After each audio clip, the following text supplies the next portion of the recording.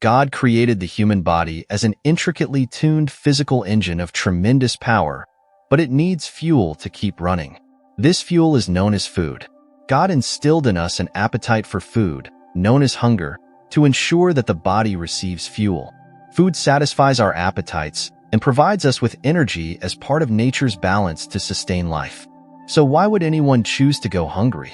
In modern times, we are conditioned to eat 3 times a day. We are constantly reminded that a good breakfast is the foundation of the day. Eat to be strong. We were taught in school to eat 3 square meals a day and to exercise to be strong. So why go without food? The world calls not eating dieting and usually does it to lose weight or for health reasons. But some go without food for spiritual reasons. This is referred to in the Bible as fasting. Fasting is typically done for a defined period of time to achieve a spiritual goal. Consider the following example from the Old Testament. Once a year, faithful Jews were required to fast. Leviticus 16 verse 29. And this shall be a statute forever for you, that in the 7th month, on the 10th day of the month, you shall afflict your souls, and do no work at all, whether a native of your own country or a stranger who dwells among you. The Yom Kippur fast. Because this fast was observed on the Day of Atonement, it is known as the Yom Kippur fast, the phrase meaning Day of Atonement. God required his people to fast once a year on the Day of Atonement. Everyone went without food. Why everyone? Because God wanted everyone to remember the solemn experience of their salvation. On the Day of Atonement, the high priest would enter the Holy of Holies and offer the blood of an animal in exchange for the sins of all. Leviticus 16 verse 24. And he shall wash his body with water in a holy place, put on his garments, come out and offer his burnt offering and the burnt offering of the people, and make atonement for himself and for the people. Because the Day of Atonement dealt with the sins of the nation, everyone fasted to identify with the high priest who sacrificed a lamb for the forgiveness of their sins. Jesus said to his disciples, "When you fast," Matthew 6, verses 16 to 18. "When you fast, do not look somber as the hypocrites do, for they disfigure their faces to show others they are fasting.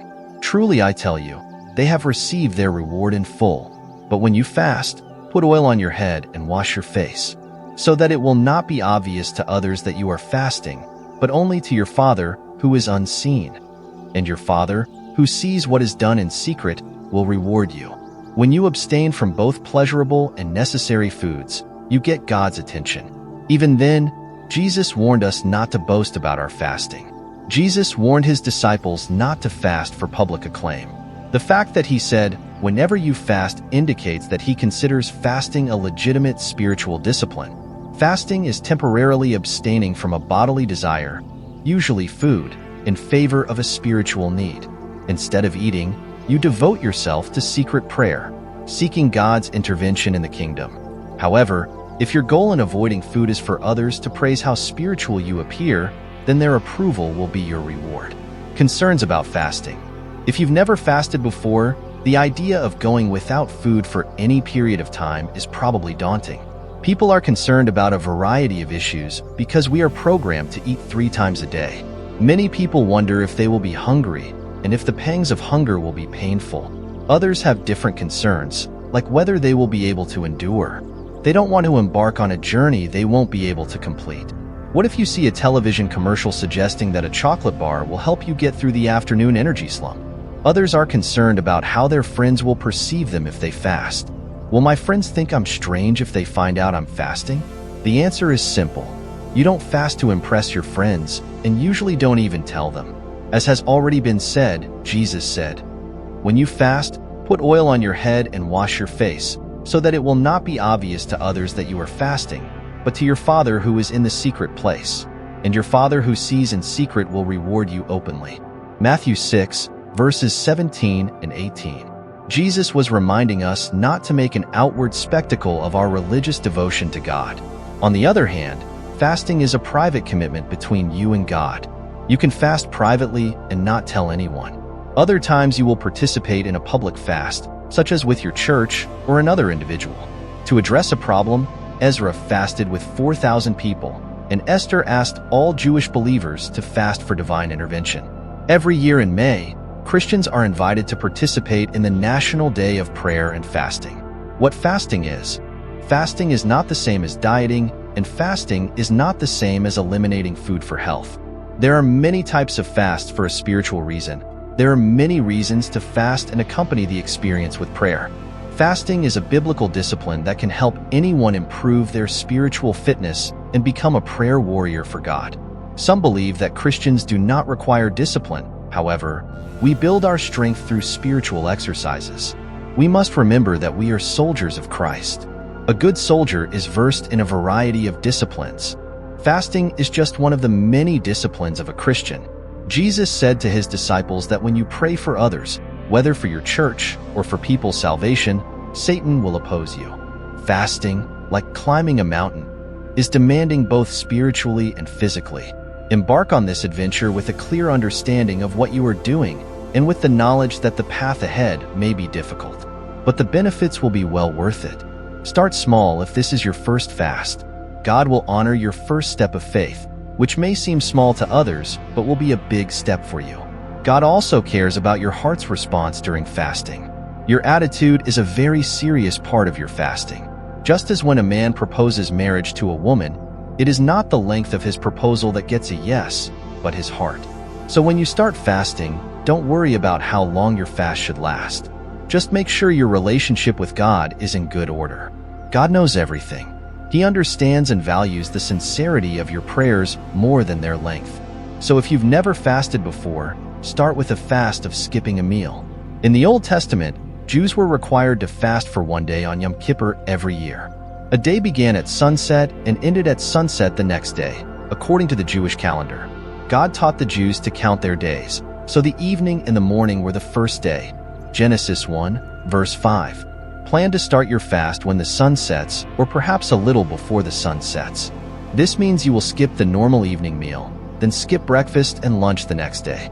After sunset, most Jews broke the fast by eating a normal meal, fasting with a companion. Although private prayer and fasting are the foundation of all intercession, if you have never walked this path before, you may want to start your fasting journey with someone else. If you are fasting for a specific answer to prayer, invite someone to pray and fast with you. There is strength in numbers. Jesus said, Matthew 18, verses 18 to 19, "Truly I tell you, whatever you bind on earth will be bound in heaven, and whatever you loose on earth will be loosed in heaven. Again, truly I tell you that if two of you on earth agree about anything they ask for, it will be done for them by my Father in heaven." These verses are not just about prayer. They are also about the commitment we make in agreement with another person. Consider it this way.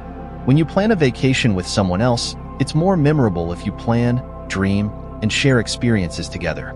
When you share your vacation with someone else, you likely enjoy it more. The same is true for fasting.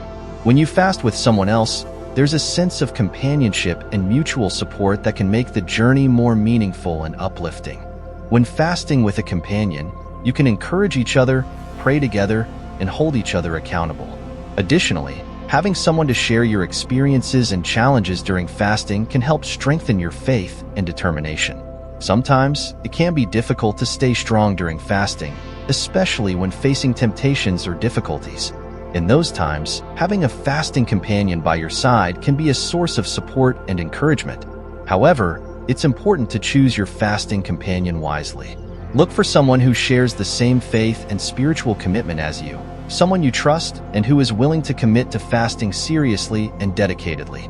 Furthermore, when fasting with a companion, remember to keep the focus on the spiritual purpose of fasting. Don't allow the social or competitive aspect of fasting to overshadow your devotion to God. Maintain a humble and sincere heart, seeking God's will in your prayers and allowing Him to guide your fast. In summary, fasting with a companion can be an enriching and empowering experience for your spiritual life.